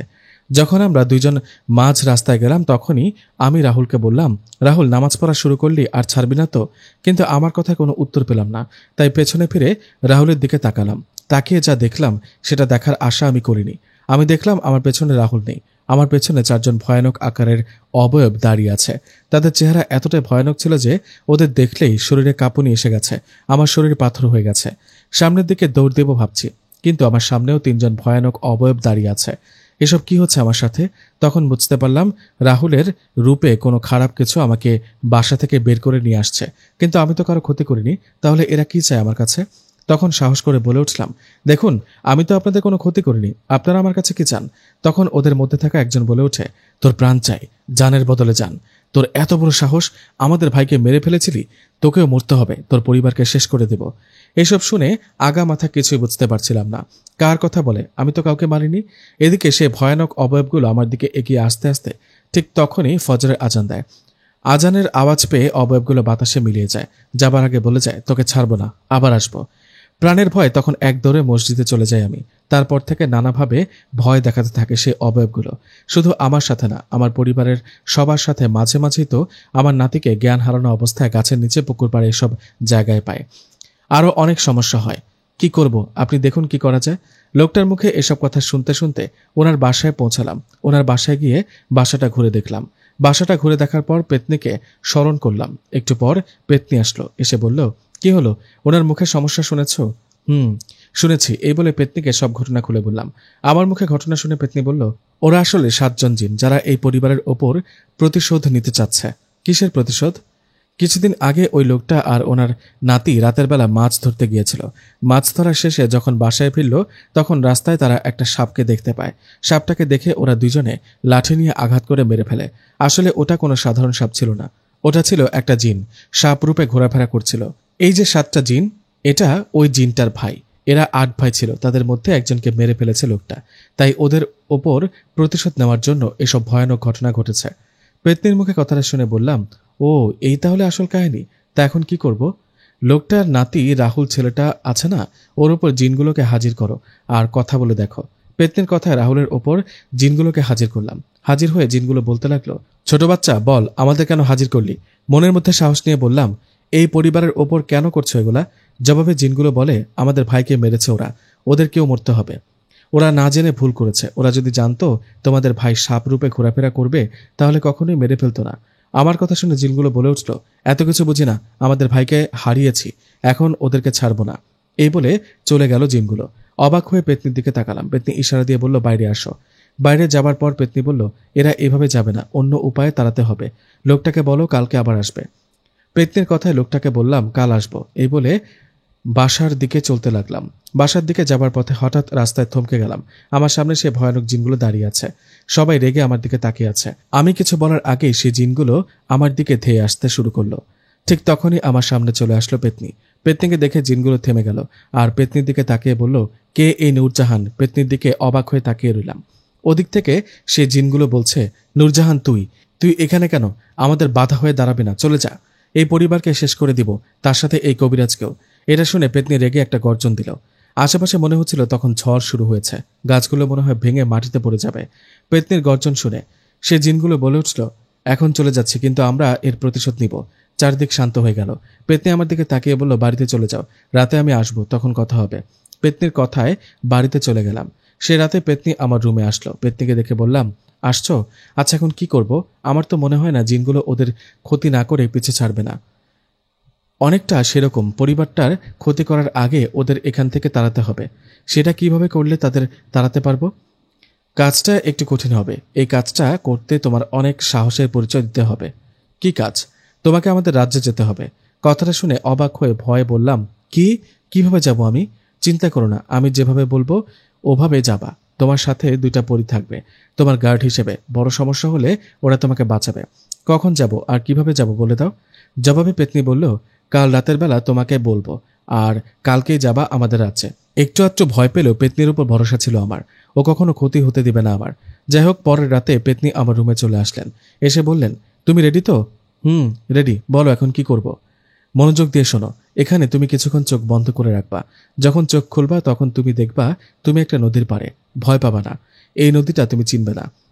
এদিক সেদিক না তাকিয়ে সোজা চলে যাবা ঘাটে। ঘাটে গিয়ে দেখবে একটা মাঝি তোমার জন্য নৌকা নিয়ে বসে আছে। মনে রাখবা, মাঝিটা মানুষ না, জিন। তুমি কোনো কথা না বলে নৌকায় বসবা, তখন মাঝি তোমাকে নিয়ে চলতে থাকবে। নৌকা যখন মাঝ নদীতে যাবে তখন দেখবা মাঝি মাঝ নদীতে নৌকা থামাবে, তখন তুমি বিসমিল্লাহ বলে নদীতে একটা ডুব দিবা। কি, নদীতে ডুব দিব? তখন আমার কি হবে? ভয় পাবে না। তুমি ডুব দেবার পর তোমার কিছুই মনে থাকবে না। একটু পরে বুঝতে পারবা তুমি একটা রাজপ্রাসাদের ভেতর, তোমার আশেপাশে অনেকেই থাকবে। মনে রাখবা সবগুলো কিন্তু জিন। সামনে খেয়াল করে দেখবা একজন লম্বা সাদা জুব্বা পরা লোক, উনি হলেন জিনের বাদশা। ওনাকে সালাম দিয়ে ওনার কাছে গিয়ে আমি একটা চিঠি দেব, সেটা ওনার হাতে দিবা। চিঠিটা পড়ার পর উনি তোমাকে একটা রাস্তা দেখিয়ে দিয়ে বলবে ওদিকে যাও। কোথায় যেতে বলবে? কোথায় যাব আমি? উনি যে রাস্তা দেখাবে সেই রাস্তা দিয়ে কিছুক্ষণ হাঁটলে মায়াবী জঙ্গলে পৌঁছাবা। তারপর মায়াবী জঙ্গলে গিয়ে খুঁজতে থাকবা। খুঁজতে খুঁজতে দেখবা একটা সুন্দর ফুল, ফুলটা দিয়ে আলো বেরোচ্ছে। তখন সেই ফুলটার কাছে যাবা, গিয়ে বলবা আমাকে বাদশাহ হুজুর পাঠিয়েছেন। এই বলে ফুলটা ছিঁড়ে নিয়ে আসবা। মনে রাখবা মায়াবী জঙ্গলের সব মায়াবী। মনে রাখবা সেই খারাপ জিনগুলো তোমাকে ভয় দেখাতে পারে। ভুলেও পেছনে ফিরে তাকাবে না, কেউ ডাকলে শুনবা না। ফুলটা নিয়ে সোজা হাঁটতে থাকবা। হাঁটতে হাঁটতে জঙ্গল থেকে বের হয়ে কিছুক্ষণের জন্য আবারও চোখ বন্ধ করবা। কিছুক্ষণ পর যখন চোখ খুলবে দেখবা তুমি নৌকার উপর বসে আছো। নৌকায় বসে থাকবা, মাঝি তোমাকে পাড়ে পৌঁছে দেবে। আমি পাড়ে তোমার জন্য অপেক্ষা করব। এত কঠিন কাজ আমি কি পারবো এসব? পারবা, সাহস রাখো। আচ্ছা, সেই ফুলটা দিয়ে কি এই জিনগুলোকে তাড়ানো যাবে? ফুলটা আর জমজমের পানি লাগবে। জমজমের পানি কোথায় পাবো? সেটা আমি এনে দিব। আচ্ছা, তুমি কি সেই জিনগুলোকে চেনো? চিনি। ওরা কাফের জিন। যুগের পর যুগ ওরা মানুষের ক্ষতি করে আসছে। ওরা ভয়ানক আর খারাপ, কারো পিছু লাগলে সহজে ছাড়ে না। ও আচ্ছা, একটা কথা জানতে ইচ্ছে করছে। কি কথা? আমি নূরজাহানকে? আমি নূরজাহান। আর আমি কোনো পেতনি না, আমি পড়ি। আরে তাই নাকি? সত্যি? আমার বিষয়ে পরে জানলে চলবে। এখন রেডি হও, বেশি দেরি হলে ওই পরিবারটাকে আর বাঁচাতে পারবে না। মনের মধ্যে সাহস রেখে আল্লাহর নাম নিয়ে চোখ বন্ধ করলাম। কিছুক্ষণ পর চোখ খুললাম। চোখ খুলতেই সামনে দেখতে পেলাম বিশাল একটা নদী। জায়গাটা চিনতে পারছি না। পেতনির কথা মতো সামনে দেখলাম ঘাটের মধ্যে একটা নৌকা। নৌকাটা দেখে এগিয়ে গেলাম। নৌকাতে কেউ নেই। মাঝি একা নৌকা নিয়ে হয়তো আমার জন্য অপেক্ষা করছে। আর দেরি না করে নৌকায় উঠে বসলাম। সাথে সাথে নৌকাটা চলতে শুরু করলো। চলতে চলতে একসময় মাঝ নদীতে চলে আসলো। এখানে হয়তো আমাকে ডুব দিতে হবে। মনের মধ্যে সাহস নিয়ে বিসমিল্লাহ বলে মাঝ নদীতে নেমে একটা ডুব দিলাম। ডুব দেবার পর আমার আর কিছু মনে ছিল না। কিছুক্ষণ পর নিজেকে খেয়াল করলাম একটা রাজপ্রাসাদে। কত সুন্দর চারিদিকে। আশেপাশে অনেকেই ছিল, আমার দিকে তাকিয়ে দেখছিল। আমি জানি সবাই জিন, একটু ভয় করছিল। সামনের দিকে একটু এগোতেই আমার সামনে দেখতে পেলাম লম্বা সুন্দর সাদা জুব্বা পরা একজনকে। ইনি মনে হয় জিনের বাদশা। পেতনির দেয়া চিঠিটা নিয়ে এগিয়ে গেলাম বাদশার দিকে। গিয়ে ওনার হাতের চিঠিটা দিলাম। চিঠিটা পড়ার পর জিনের বাদশা আমার দিকে তাকিয়ে মুচকে একটা হাসি দিলেন আর হাত ইশারা করে বললেন এদিকে যেতে। ওনার দেখানো পথে হাঁটতে লাগলাম। কিছুক্ষণ পর পৌঁছে গেলাম মায়াবী জঙ্গলে। জঙ্গলে আসলেই অন্যরকম। এদিক সেদিকে ঘুরতে লাগলাম। ঘুরতে ঘুরতে খেয়াল করলাম একটা সুন্দর ফুল। ফুলটা দিয়ে আলো বেরোচ্ছে। তখনই বুঝে ফেললাম এটা সেই ফুল। আস্তে আস্তে এগিয়ে গেলাম ফুলটার দিকে। ফুলটার কাছে গিয়ে বললাম আমাকে বাদশাহ হুজুর পাঠিয়েছে। এই বলে ফুলটা ছিঁড়ে আসতে লাগলাম। ঠিক তখনই আমার ছোট বোনের কণ্ঠে কেউ বলে উঠল, ভাইয়া দেখ আমি এখানে। মনে মনে ভাবলাম আমার বোন এখানে আসবে কিভাবে? তখনই মনে পড়ল পেতনির কথা। পেতনি বলেছিল পেছনে ফিরে না তাকাতে। এই ভেবে হাঁটতে লাগলাম। কিন্তু এবার মায়ের কণ্ঠে ডাকতে লাগলেন আমাকে। আমি ওসবে পাত্তা না দিয়ে হাঁটতে হাঁটতে একসময় মায়াবী জঙ্গলের থেকে বের হলাম। বের হয়ে পেতনির কথা মতো চোখটা বন্ধ করলাম। একটু পর চোখ খুলে দেখলাম আমি নৌকায় বসে আছি। আমি নৌকা নিয়ে পাড়ের দিকে যাচ্ছি। একটু পর পাড়ে পৌঁছালাম। নৌকা থেকে নেমে হেঁটে যাচ্ছি। তখন পেছন থেকে বাবার কণ্ঠে একজন বলে উঠল, আরে নাহিদ, এখানে কেন? কি করিস এখানে? বাবার কণ্ঠ শুনে এবার ভুল করে পেছনে ফিরে তাকাতে যাব। তখনই পেতনি বলল, না পেছনে ঘুরো না, সাবধান। পেতনির কথায় পেছনে না তাকিয়ে সামনে পেতনির দিকে এগিয়ে গেলাম। আমাকে দেখে পেতনি রেগে বলল, তোমাকে না বলেছি পেছনে ফিরে না তাকাতে? জিনদের কি মনে হয় তোমার? একটুর জন্য তো মারা যেতে। ভুল করে পেছনে ফিরে তাকালে তোমাকে খারাপ জিনগুলো মেরে ফেলতো। এখন আর দেরি করা ঠিক হবে না, চোখ বন্ধ করো। পেতনির কথায় চোখ বন্ধ করলাম। কিছুক্ষণের মধ্যে খেয়াল করলাম আমি সেই লোকটার বাসায়। পেতনি আমাকে বলল, লোকটার নাতি রাহুলের ওপর জিনগুলোকে হাজির করো। পেতনির কথায় জিনগুলোকে হাজির করলাম। জিনগুলো হাজির হয়ে এবার অনেক উল্টোপাল্টা কথা বলতে থাকলো। আমাকে নানাভাবে ভয় দেখানোর চেষ্টা করলো। তখনই পেতনি বলল, ফুলটা এই জমজমের পানিতে চুবিয়ে সেই পানি রাহুলের ওপর ছিটাতে। পেতনির কথায় ফুলটা জমজম পানিতে চুবিয়ে রাহুলের ওপরে ছিটাতেই রাহুলের ভেতরে থাকা জিনগুলো ছটফট করতে লাগলো আর বলতে লাগলো, বন্ধ করো এগুলা, শরীর পুড়ে যাচ্ছে, বন্ধ কর। তখন আমি বলে উঠলাম, ঠিক আছে বন্ধ করছি, আগে বল এই পরিবারটাকে ছেড়ে যাবি? জিনগুলো বলল, না ছেড়ে যাব না, সবাইকে মেরে ফেলবো। তখন পেতনি আমার কানে কানে বলল, ওদের বলো না গেলে ফুলটাকে আগুনে পুড়িয়ে ফেলবে, তাহলে ওরা মারা যাবে। পেতনির কথায় জিনগুলোকে বললাম, তোমরা কি ছেড়ে যাবা নাকি এই ফুলটা আমি আগুনে পুড়িয়ে ফেলবো? আমার কথাটা শুনে এবার জিনগুলো ভয়ে ভয়ে বলে উঠল, না এই কাজ করিস না, ঠিক আছে আমরা ছেড়ে যাচ্ছি, আর কখনো এদের সমস্যা করব না। তবে যাবার আগে একটা কথা বলে যাই, কখনো সুযোগ পেলে তোকে ছাড়বো না। এই বলে জিনগুলো চলে গেল। যাক, অবশেষে কাজ হলো, পরিবারটার সমস্যা থেকে বাঁচল। কাজ শেষ, বাসায় চলে গেলাম। সে রাতে পেতনিকে স্মরণ করলাম, কিন্তু ও আসলো না। এভাবে 2 থেকে 3 দিন পেতনিকে স্মরণ করলাম, কিন্তু ওর কোনো খবর নাই। ও ঠিক আছে তো? তাহলে আমার সাথে দেখা করছে না কেন? হঠাৎ এক রাতের ঘটনা। কিছুদিন ধরে পেতনির কোনো খবর নেই। ওর সাথে আবার খারাপ কিছু হয়নি তো? মন খারাপ করে বসে থাকতাম, কতবার যে স্মরণ করেছি, তাও আসলো না। হঠাৎ কি হলো ওর? যাই হোক, এভাবে কিছুদিন চলে গেল। হঠাৎ এক রাতের ঘটনা। রাত কয়টা বাজে জানি না, কেন জানি না হঠাৎ ঘুম ভেঙে গেল। ঘুমটা ভাঙতেই নাকে একটা সুঘ্রাণ ভেসে আসলো, খুবই সুন্দর গন্ধ। রুমের মধ্যে এত সুঘ্রাণ, এত সুন্দর ঘ্রাণ আসলো কিভাবে? এই ভেবে চোখটা খুলে যা দেখলাম, সেটা দেখে আমি নিজেকে বিশ্বাস করতে পারছি না।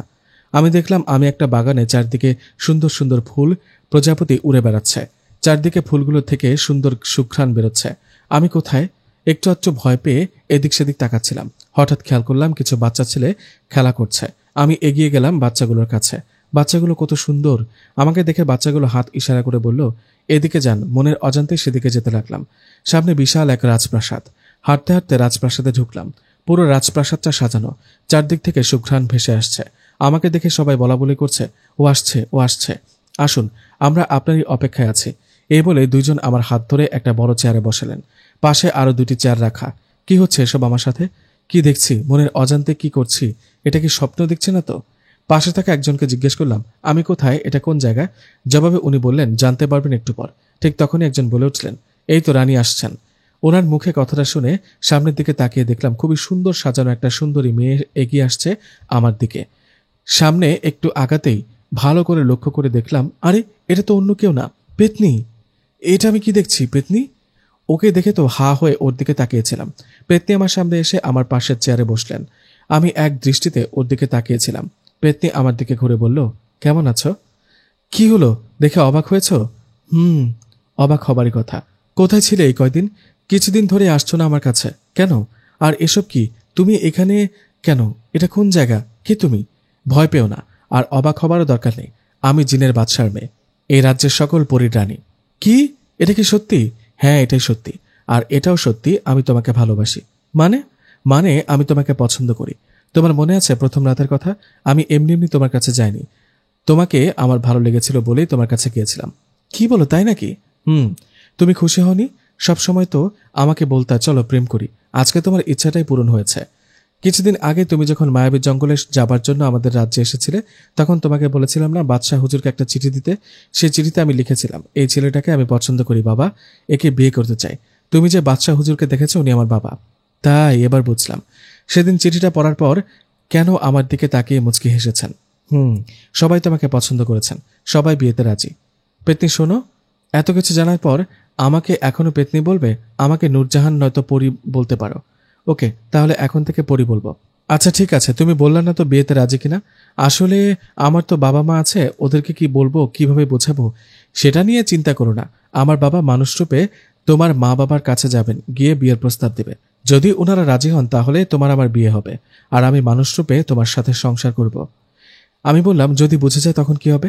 আরে বুঝবে না, ওসব চিন্তা বাদ দাও, চলো আমাদের রাজ্যে তোমাকে ঘুরে দেখায়। এই বলে পরি আমাকে নিয়ে তার রাজ্যটা ঘুরে দেখাতে লাগলো। কি বলবো, কত সুন্দর জায়গাগুলো, একদম অন্যরকম জগৎ। ঘুরতে ঘুরতে পরি আমাকে বলল, দেখো ওই যে দূরে একটা দ্বীপের মতো দেখতে পাচ্ছ? কি ওটা? ওখানে নিয়ে যাবে নাকি?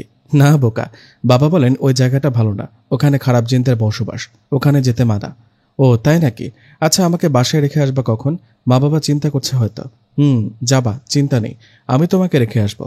সকাল হবার আগেই কিন্তু নিয়ে যাবা, নইলে মা বাবা চিন্তা করবে। হাসো কেন? তুমি বাড়ি থেকে আসার 7 দিন হলো। মানে কি বলো, পাগল হলো নাকি? এই তো কিছুক্ষণ আগেই আসলাম তোমাদের রাজ্যে। সেটা তোমার মনে হচ্ছে, কিন্তু তুমি জানো না এর মাঝে 7 দিন কেটে গেছে। এখানে না, বাড়িতে গেলে তোমার মা বাবাকে কি বলবা তাই ভাবো। এই বলে পরীর সাথে অনেক সুস্বাদু খাবার খেলাম। এমন মজার খাবার কখনো খাইনি। যাই হোক, খাবার শেষে পরী আমাকে বলল, একটু আরাম করো। পরীর কথায় খুবই নরম একটা বিছানায় শুয়ে আরাম করতে লাগলাম। বিছানাটা এতটাই নরম আর আরামদায়ক ছিল যে কখন ঘুমিয়ে গেছি নিজে জানি না। আমার যখন ঘুম ভেঙে যায় তখন নিজেকে দেখতে পাই আমার রুমে, আমার বাড়িতে।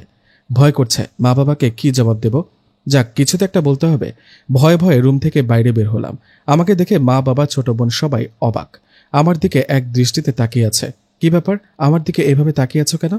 নতুন কিছু দেখলে নাকি? ওরা কিছু বলছে না, তাই আমি বললাম, কি হলো, কি হয়েছে তোমাদের? আমার কথা শুনে মা বলল, তুই কই থেকে বের হলি? কেন, রুম থেকে? আরে তা না হয় বুঝলাম, তুই 7 দিন ধরে নিখোঁজ, কোথায় ছিলি? আসলে হয়েছে কি, হঠাৎ আমার বন্ধুরা বলল, চলো আমরা দূরে কোথাও ঘুরতে যাই। আমি যেতে চাইনি, ওরা জোর করে নিয়ে গেছে। ঘুরতে গিয়ে ফোনটাও হারিয়ে ফেলেছি, তাই যোগাযোগ করতে পারিনি। মা বলল, মিথ্যা বলিস তাই না? না, বিশ্বাস করো। বাবা বলল, জানিস তোকে কত জায়গায় খুঁজেছি, থানায় পর্যন্ত গিয়েছিলাম, কত জায়গায় যে খুঁজেছি। একসময় এক কবিরাজের কাছেও গিয়েছিলাম। কবিরাজ বলল, কি বলেছিল কবিরাজ বাবা, বলো। বললেন, তুই নাকি জিনদের রাজ্যে গিয়েছিলি। এক কবিরাজ বলল, এটা কিভাবে হতে পারে? মানুষ হয়ে জিনদের রাজ্যে যাওয়া যায় নাকি? আমি তো বিশ্বাস করিনি। বাবার মুখে কথাগুলো শুনে চমকে উঠলাম, কিন্তু মা বাবাকে কিছু বুঝতে না দিয়ে বলে উঠলাম, আরে বাবা কি যে বলো, মানুষ কি কখনো জিনদের রাজ্যে যেতে পারে বলো? আমি বললাম, সত্যি বলছি, বন্ধুদের সাথে ঘুরতে গিয়েছিলাম, আমার শরীর ভালো না, ফ্রেশ হয়ে ঘুমাবো একটু। এই বলে রুমে চলে গেলাম। উফ, যাক ধরা পড়েনি, এবারের জন্য বেঁচে গেলাম। সেদিন আর কোথাও যাইনি, ঘুমিয়ে ঘুমিয়ে দিনটা পার করলাম। রাতের বেলা পরি আসলো, ওকে দেখে বললাম, আসছো? জানো, অনেক কষ্টে মা বাবাকে ম্যানেজ করেছি। কোনো না কোনো কবিরাজ বলেছে আমি তোমাদের রাজ্যে গিয়েছিলাম, অল্পের জন্য ধরা পড়িনি। আমার মুখে কথাগুলো শুনে পরি বলল, যাক তাহলে সবটা ম্যানেজ করতে পেরেছ। এ নাও মিষ্টি নিয়ে আসছি, মিষ্টি খাও। কিসের মিষ্টি? আমি তোমার বউ হলাম না, সে মিষ্টি খাও।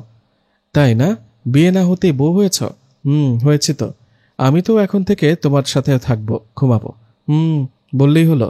যাও যাও, গাছের ডালে গিয়ে ঘুমাও। কেমন বর তুমি, নিজের বউকে বলছো চলে যেতে গাছের ডালে ঘুমাতে? তো কি আমার সাথে ঘুমাতে দিব? তাই দেখি, আমাকে কিভাবে তাড়িয়ে দাও। এই আমি শুয়ে পড়লাম, তুমি আসো আমার পাশে ঘুমাও।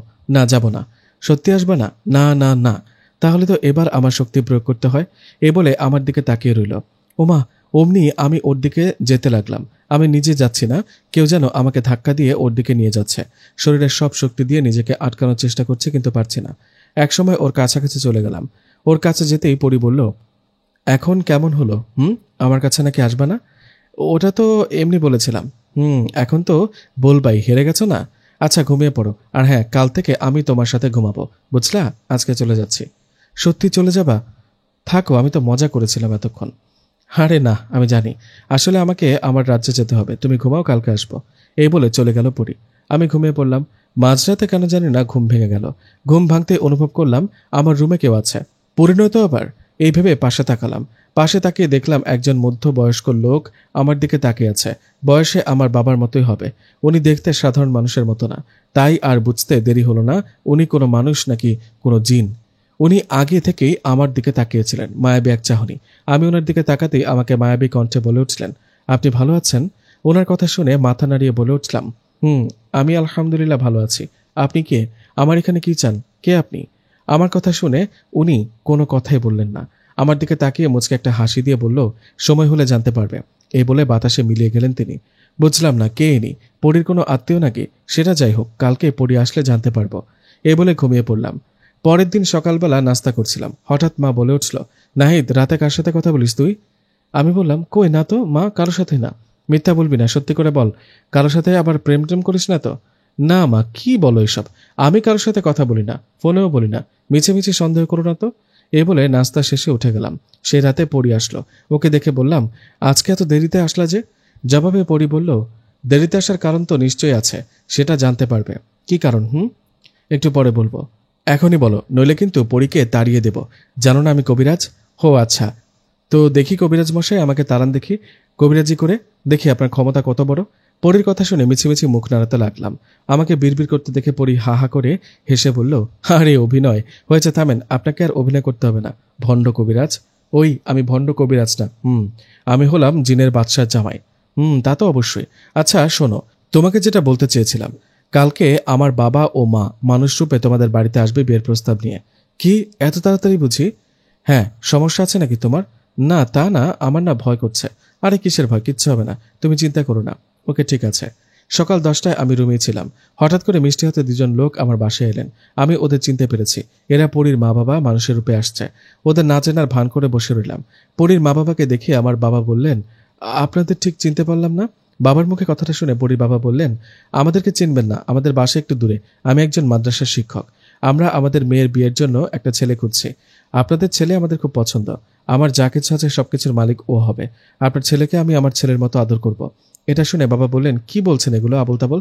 আপনাদেরকে কে বলল আমার ছেলেকে বিয়ে দেব? আমি আমার ছেলেকে বিয়ে দেব না। কথাটা শুনে পরীর বাবা বললেন, আপনি বুঝতে চেষ্টা করুন, আমার অনেক সোনাদানা ধন সম্পদ আছে, সবকিছুর মালিক ও আপনার ছেলে হবে। আমার মেয়েটা আপনার ছেলেকে পছন্দ করে, প্লিজ হাত জোর করছি ওদের বিয়েটা দিয়ে দিন। ওনার হাত জোড়াজুড়ি দেখে মনে মনে বলছি, হায় রেজিনের বাদশা একটা সাধারণ মানুষের কাছে হাত জোড়াজুড়ি করছে। ঠিক তখনই বাবা একটা কথা বলে উঠলেন।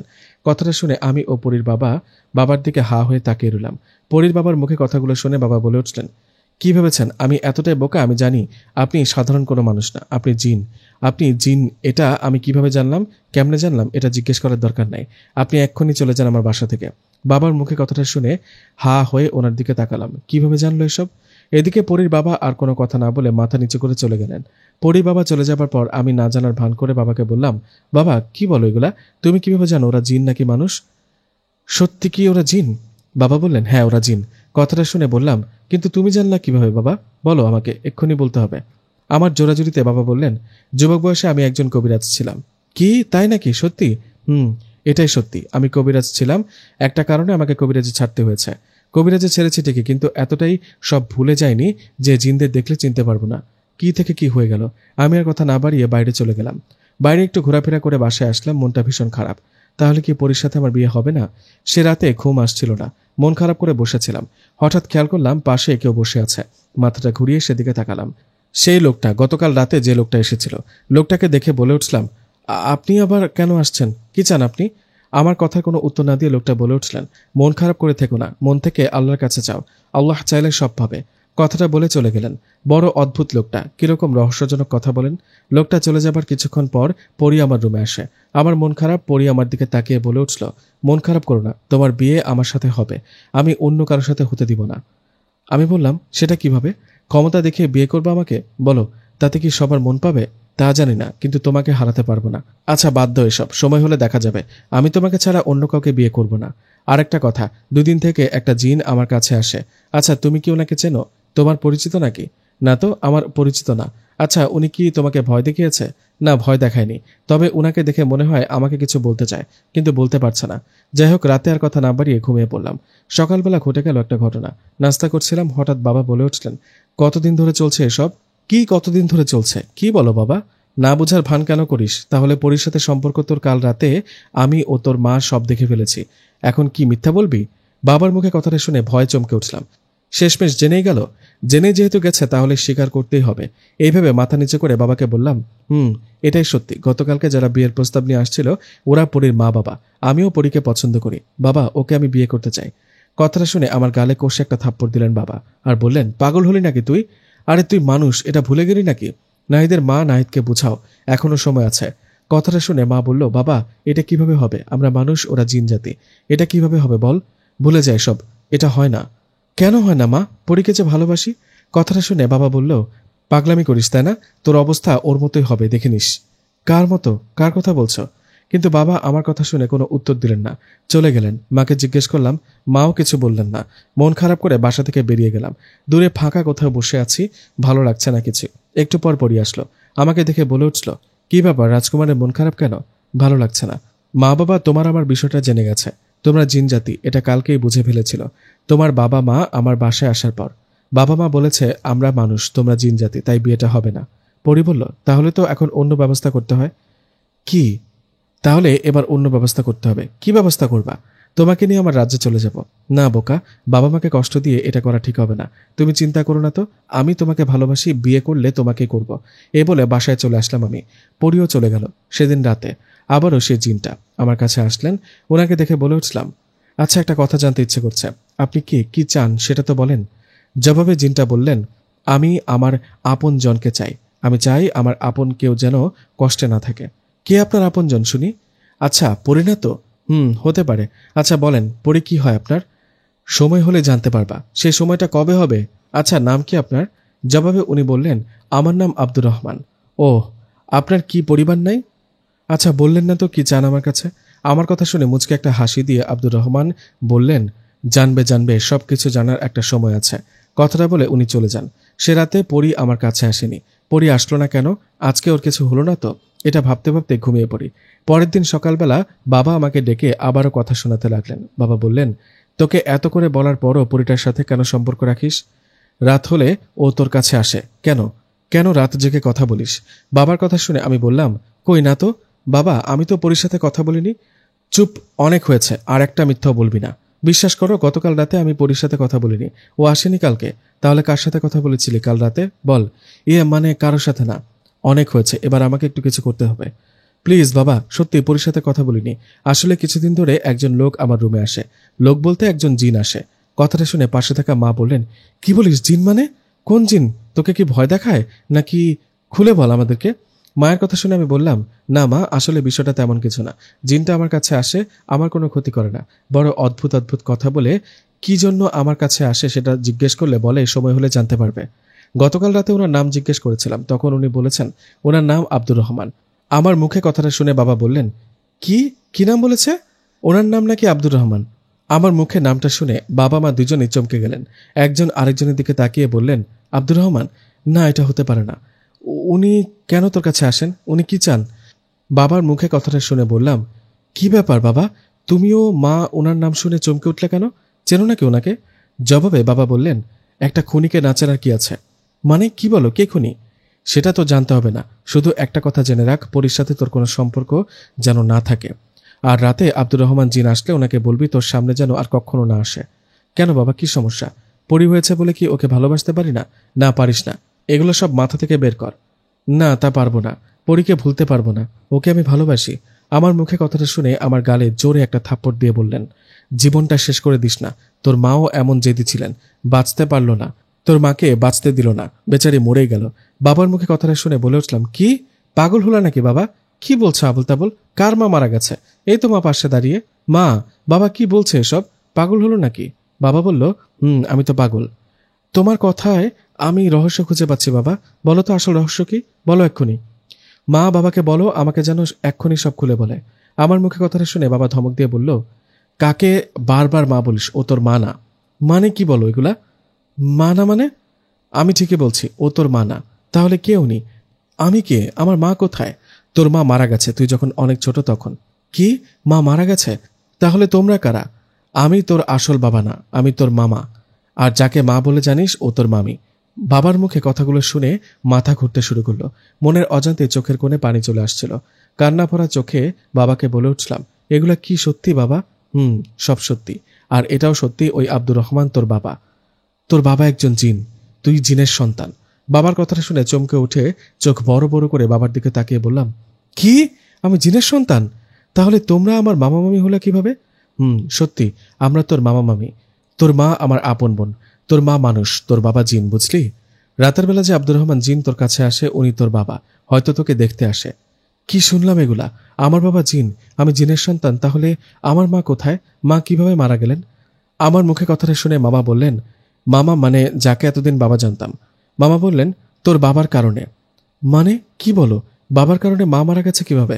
তখন মামা বলতে শুরু করলেন, তাহলে শোন, আমি যখন যুবক ছিলাম তখন অনেক আমল জানতাম। এক কথায় বলতে গেলে আমি ছিলাম নামকরা কবিরাজ। কখনো কারো খারাপ করিনি, সবসময় মানুষের উপকার করেছি। কোনো এক কারণে তোর বাবার সাথে আমার বন্ধুত্ব হয়। তোর বাবা জিন, আমি মানুষ। তোর বাবা আমাকে কবিরাজি করতে সাহায্য করত। এইভাবে দুইজনের মাঝে ভালো বন্ধুত্ব হয়ে যায়। চলতে থাকে দিন। এভাবে কয়েকটা বছর বেশ ভালোই কেটে যায়। কয়েক বছর পর আমি জানতে পারি তোর বাবা আর আমার বোন মানে তোর মা, এদের মাঝে একটা সম্পর্ক চলছে। বিষয়টা জেনে আমি খুব রেগে যাই। আব্দুর রহমান যতই আমার বন্ধু হোক, সে তো মানুষ না, সে জিন। একটা জিনের সাথে আমার বোনের সম্পর্ক মেনে নেই কিভাবে?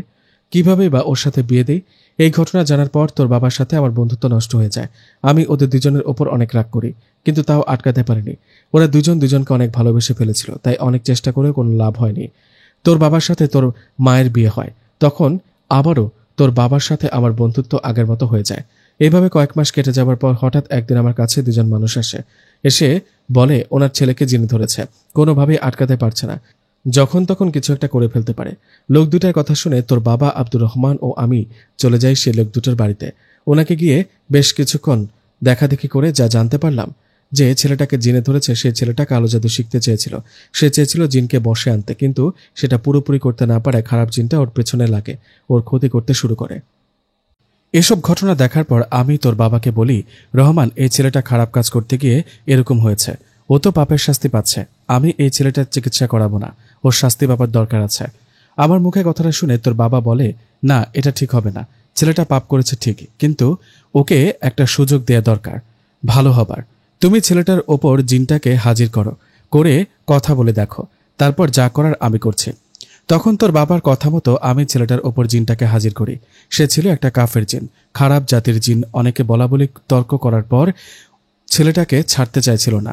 এটা দেখে তোর বাবা বলেন, না ছাড়লে ওকে মেরে ফেলবো, ও বেঁচে থাকলে শুধু মানুষের ক্ষতি করবে। তোর বাবার মুখে কথাটা শুনে বললাম, মেরে ফেলা কি ঠিক হবে? এমনি বোতলবন্দি করি।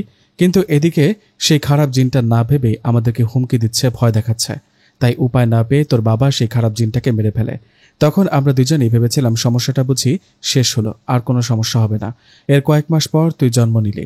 তোর জন্মের কয়েক মাস পর সেই যে খারাপ জিনটা ছিল, যাকে তোর বাবা মেরে ফেলেছিল, সে জিনের পরিবার প্রতিশোধ নিতে আমার আর তোমার বাবার কোনো ক্ষতি করতে না পেরে তোর মাকে মেরে ফেলে। এখন বল, তোর মায়ের মৃত্যুর জন্য কে দায়ী? তোর মা মারা যাওয়ায় আমি কবিরাজি ছেড়ে দেই আর তোকে নিজের ছেলের মতো মানুষ করি। তোর বাবার সাথে তখন থেকে আর কোনো কথা বলি না। তখন থেকে বন্ধুত্বতা শেষ হয়ে যায়। মামার মুখে কথাগুলো শুনে চোখ বেয়ে পানি পড়তে লাগলো। কিছু না বলে মামার দিকে তাকিয়ে রইলাম। ঠিক তখনই মামা বললেন, এবার বুঝলি তো জিন জাতিকে কেন দেখতে পারি না? মানুষের সাথে জিনের ভালোবাসা, বিয়ে এসব মানায় না। আর শোন, একটা কথা তোকে বলে রাখি, তোর বিয়ে কোনো পরীর সাথে হবে না। তোর বিয়ে হবে সুমির সাথে, যাকে তুই আপন বোন ভেবেছিলি এতদিন। আমার মেয়ে তোর মামাতো বোন, বুঝলি? তুই আর সুমি যখন ছোট তখন থেকে তোর মামি আর আমার ইচ্ছে, বড় হলে তোদের বিয়ে দেব। মামার মুখে কথাটা শুনে চমকে উঠলাম। কি বলে এসব? যাকে এতদিন আপন বোন ভাবতাম, তাকে কিভাবে বিয়ে করব? হোক সে এখন আমার মামাতো বোন। মামার কথা শুনে আমি ও সুমি একে অপরের দিকে তাকিয়ে রইলাম। দুজনেই বেশ অবাক।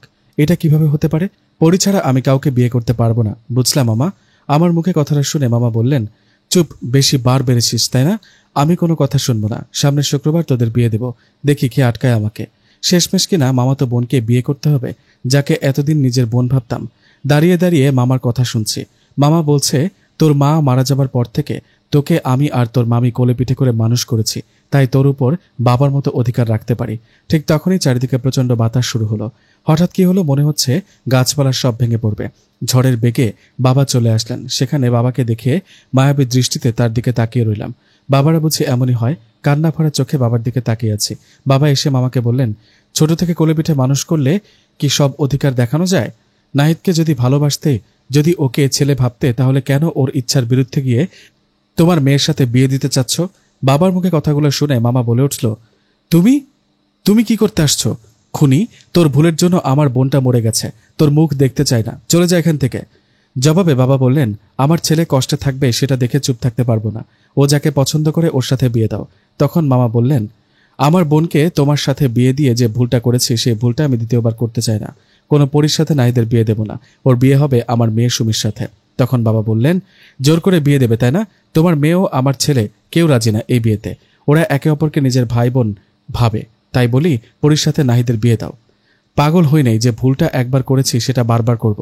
তুমি চলে যাও রহমান, নইলে আমি আবারও ফিরে যাব আমার পুরনো কবিরাজি পেশায়। মামার মুখে কথাটা শুনে বাবা বললেন, আমাকে হুমকি দিতে এসো না। আমি বেঁচে থাকতে আমার ছেলেকে কষ্ট পেতে দিব না। এই বলে আমার দিকে তাকিয়ে বাবা বললেন, চিন্তা করো না, তোমার বাবা তোমার পক্ষে আছে। এই বলে চলে গেলেন বাবা। আমি আর কিছু না বলে চলে গেলাম রুমে। এসব কি হচ্ছে? আমার কারণে আমার দুই আপনজনের মাঝে ঝগড়া সৃষ্টি হচ্ছে। মনটা খারাপ, কি হতে চলেছে সামনে বলা যাচ্ছে না। সে রাতে পরি আমার রুমে আসলেন। ওকে দেখে বললাম, পরি তুমি আসছো? একটা কথা কি জানো, যাকে আমার বাবা মনে করেছে এতদিন, উনি আমার মামা। এখন ওনার মেয়ের সাথে আমার বিয়ে দিতে চাচ্ছে। আমার খুব ভয় হচ্ছে, তোমাকে যদি না পাই তখন কি হবে? মামা তো সুমির সাথে আমার বিয়ে দিবে বলেছে। আমার কথা শুনে পরি বলল, চিন্তা করো না, আমি এটা কখনোই হতে দিব না। তখন আমি বললাম, জানো, আমি যে লোকটার কথা বলেছি তোমাকে এতদিন, উনি আর অন্য কেউ না, আমার বাবা। আমার বাবা তোমাদের মতো জিন জাতি। আমার মুখে কথাটা শুনে পরি বলল, আমি জানি, আগে থেকে জানি। সত্যি বলতে তোমার বাবা আর আমার বাবা বন্ধু, বুঝলা? ওরাই ঠিক করেছে তোমার আমার বিয়ে দেবে। তাই তো আমি তোমার কাছে আসছি, তোমার সাথে ওভাবে মিশেছি। কি সত্যি? সত্যি, নইলে তোমার মতো হাদারামের কাছে আসতাম নাকি পরীর রানী হয়ে? আমি হাদারাম না। আচ্ছা কি করবে এখন? শুক্রবার তো বিয়ে দিতে চাচ্ছে মামা আমাকে ওনার মেয়ের সাথে। পরি বলল, চিন্তা করো না, আমি কালকে বাবাকে নিয়ে আবার আসব। আমার বাবা তোমার মামার সাথে কথা বলবে শেষবারের মতো। এই বলে চলে গেল পরি। শুয়ে শুয়ে ভাবতে লাগলাম কি করব, আমার কি করা উচিত। যা বলার কালকে বলবো, এই বলে ঘুমিয়ে পড়লাম। কথা মতো পরের দিন পরি ও ওর বাবা মামার সাথে কথা বলতে আসলেন। পরির বাবা মামাকে বললেন, দেখুন, জোর করে নাহিদের বিয়ে কেন আপনার মেয়ের সাথে দিচ্ছেন? এটা ঠিক না। আমার মেয়ে ও নাহিদ দুইজন দুইজনকে ভালোবাসে, তাই দয়া করে এদের বিয়েটা দিন, এটাই ভালো হবে। কথাটা শুনে মামা বললেন, যেটা না বলেছি সেটা নাই হবে। কোনো জিন জাতির সাথে আমার ভাগ্নার বিয়ে দেব না। আপনি আর কখনো আসবেন না, চলে যান এখান থেকে। হতে পারেন আপনি জিনের বাচ্চা, কিন্তু আমি তাতে ভয় পাই না। আর আমি নাহিদ আর আমার মেয়ের বিয়ে জোর করে দিচ্ছি না, নাহিদ ইচ্ছে করে বিয়ে করছে। মামার মুখে কথাটা শুনে পরি ও পরির বাবা আমার দিকে তাকিয়ে বললেন, না মিথ্যা, এটা সত্যি না, নাহিদ এই বিয়েতে রাজি না। তখন মামা বললেন, ঠিক আছে, নাহিদকে জিজ্ঞেস করুন, তাহলেই বুঝবেন। আর হ্যাঁ, নাহিদ এতদিন পর ওর ভুল বুঝতে পেরেছে, তাই আমার মেয়েকে বিয়ে করার সিদ্ধান্ত নিয়েছে। ও বুঝে গেছে জিনজাতি ভালো না। এটা শুনে পরি আমার দিকে তাকিয়ে বলল, নাহিদ কি বলছে এসব? তুমি বলো কিছু। তুমি কি চাও আমাকে বিয়ে করবা, নাকি তোমার মামাতো বোন সুমিকে? পরির কথা শুনে মাথা নিচু করে বললাম, মানে আমি। বলো আমি কি? আমি তখন বলে উঠলাম, মামা ঠিকই বলেছে, আমি তোমাকে বিয়ে করতে পারবো না। পরি, মাফ করো আমাকে, আমি সুমিকে বিয়ে করব। আমার মুখে কথাটা শুনে পরি ও পরির বাবা হা হয়ে আমার দিকে তাকালেন। কান্না ভরা চোখে পরি আমার দিকে তাকিয়ে বললেন, নাহিদ কি বলছো? কি হয়েছে তোমার? পাগল হলে নাকি? না, আমি ঠিক আছি, যা শুনেছ তাই। আমি আমার মামাতো বোনকে বিয়ে করব। তাহলে আমার সাথে এসব কেন করলে? কেমন ভালোবাসা তোমার? কেনই বা বাবাকে নিয়ে আসতে বললে? আমি এত কিছু জানি না, তোমরা চলে যাও। আমার মুখে কথাটা শুনে পরি কিছু বলতে যাবে, ঠিক তখনই পরির বাবা পরীকে বলল, মা চলো চলো, এক্ষুনি চলো, কিছু একটা গোলমাল আছে এখানে, চলো। এই বলে পরি ও পরির বাবা চলে গেলেন। ওদের চলে যাওয়াতে আমি কান্না করতে শুরু করলাম।